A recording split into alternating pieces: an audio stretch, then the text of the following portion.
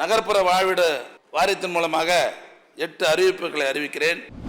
தமிழ்நாடு நகர்ப்புற வாழ்விட மேம்பாட்டு வாரிய திட்டப்பகுதிகளில் அடுக்குமாடி குடியிருப்புகளுடைய புனரமைப்பு பணிகள் ரூபாய் 70 கோடி மதிப்பிலே மேற்கொள்ளப்படும். நில உரிமை உள்ள நலிவுற்ற மக்கள் பயன்பெறும் வகையில் தாமாக வீடு கட்டிக்கொள்ளும் திட்டத்தின் கீழ் 1 லட்சம் தனி வீடுகள் கட்டிக்கொள்ள மானியம் வழங்கப்படும்.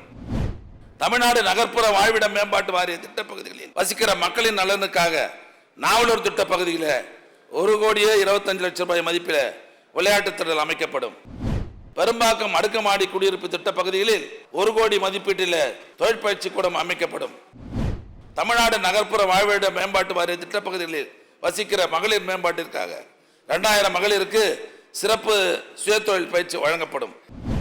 ஈரோடு மாவட்டம் ஈரோடு வட்டம் நல்லங்கவுண்டன்பாளையம் திட்ட பகுதியில் கடைகள் மற்றும் உடற்பயிற்சி கூடங்கள் ஆகியவை 1 கோடி ரூபாய் மதிப்பில் அமைக்கப்படும். தமிழ்நாடு நகர்ப்புற வாழ்விட மேம்பாட்டு வாரிய திட்டப்பகுதிகளில் வசிக்கிற விளையாட்டில் ஆர்வமுள்ள திறமையானவர்களை கண்டறிந்து அவர்களுக்கு சிறப்பு பயிற்சி அளிக்கப்படும்.